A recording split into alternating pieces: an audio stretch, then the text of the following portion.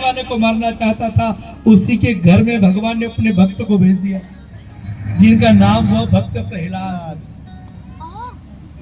छोटे से भक्त प्रहलाद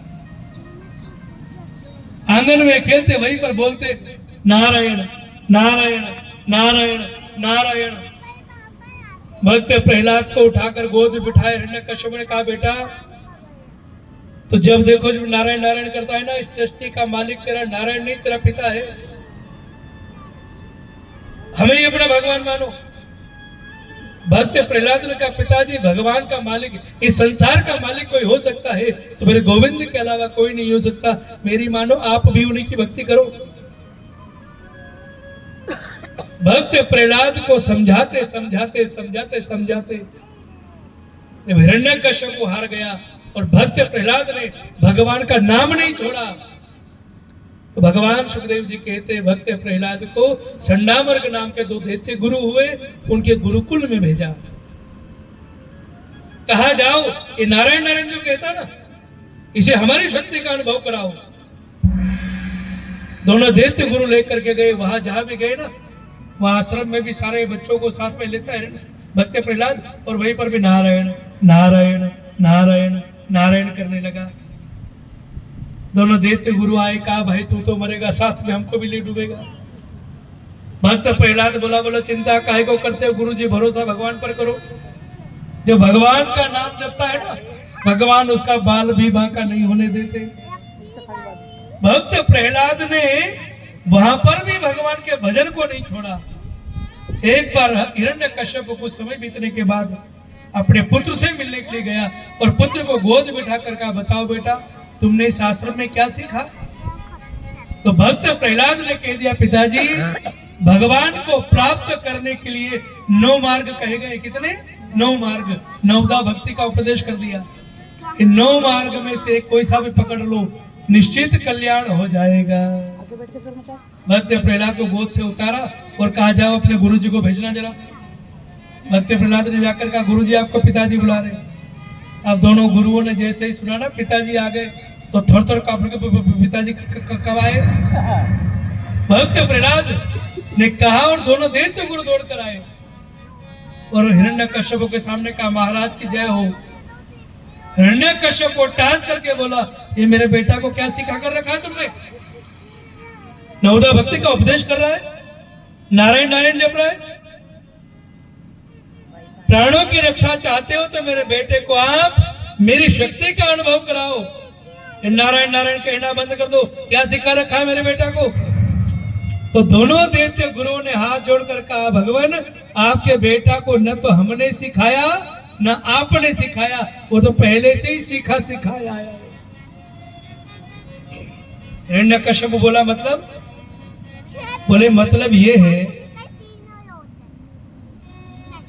कि जब आप तपस्या करने गए थे मंदरांचल की तलहटी में, उसी समय पर एक दैत्य जो है आपकी धर्म पत्नी को हर करके ले जा रहा था। देवर्षि नारद ने बचाया था और नारद जी ने अपने आश्रम में रखा और आश्रम में गीता का पाठ किया था। उस समय पर आपकी धर्म पत्नी गर्भावस्था के समय में थी और गर्भावस्था के समय पर जब गीता का पाठ सुना तो भगवान की कृपा हो गई, भगवान की भक्ति प्राप्त हो गई। इस कथा से शिक्षा लेना, विशेषकर माताओं बहनों से कहना चाहता हूं कि जब माताएं बहनें गर्भावस्था के समय पर होती है, उस समय पर ज्यादा से ज्यादा अगर कुछ करने योग्य कोई कार्य है तो माताओं बहनों को ज्यादा से ज्यादा भगवान की कथा सुनना चाहिए, ज्यादा से ज्यादा भगवान का चिंतन करना चाहिए, हाथ में माला लेकर जाप करना चाहिए। उस समय पर घर में बैठकर गीता का पाठ करो, भागवत का पाठ करो। आजकल सब उल्टा ही होता है ना? डॉक्टर बेड रेस्ट लिख दे 2 महीने का, है ना?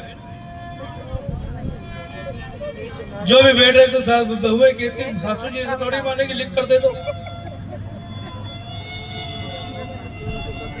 डॉक्टर भी लिख कर दे देता। वहां जैसे ही आए बहू रानी और सासू जी पूछे क्या कहा डॉक्टर ने, बहू रानी बोली क्या 2 महीने कोई बेड रेस्ट होता है क्या? घर में काम जो इतना है, आप सासू जी को भी अपने पोते का लालच, हाँ तो चिंता न कर, बसंत संभाल लेंगे। आराम से बहू रानी को छुट्टी मिल गई। अब अपने कमरे में जाकर आराम से देखे, अगर टीवी का रिचार्ज खत्म हो जाए तो पतिदेव को फोन लगाए, अजी सुनते हो? हाँ जी बोलिए। कहाँ पर हो? बोला हम लोग विजयनगर में। बोले पता है टीवी का रिचार्ज खत्म हो गया, वहीं से टीवी रिचार्ज चालू हो जाए। अब टीवी में जब देखती है माता तो क्या देखती है पता है? कभी कभी टीवी में ऐसे सीरियल आते हैं कि घर में ही राजनीति चलती है। कभी सास बहू को नीचा दिखाए, कभी बहू सास को नीचा दिखाती है, घर में राजनीति चलती है। अब बताओ जब वो घर में ही देख रहा है तो जो गर्भ में उस पर क्या प्रभाव पड़ेगा। हम तो इस कथा के माध्यम से कहना चाहते हैं, भगवान सुखदेव जी ने भी कहा, परीक्षित भगवान की भक्ति का प्रसाद इतना बड़ा होता है कि भगवान अपनी कृपा राक्षस के घर में भी अपने भक्त को जन्म दे सकता है। इतना बड़ा कृपा है भगवान के नाम का। राक्षस के घर में भगवान भेजा है भक्त को। आज दोनों दैत्य गुरुओं ने कहा हमने कुछ नहीं किया। आज भक्त प्रहलाद के पास हिरण्यकश्यप गया, समझाया, पर भक्त प्रहलाद ने हर स्थिति में भगवान का नाम नहीं छोड़ा। अब नाम नहीं छोड़ा तो होलिका से जलाना चाहा, पहाड़ से गिराना चाहा, भगवान ने रक्षा करी। विषपान कराया, नाक से डसवाया, हाथी के पैर के नीचे कुचलवाना चाहा, पर कहते ना जाग को राखे सही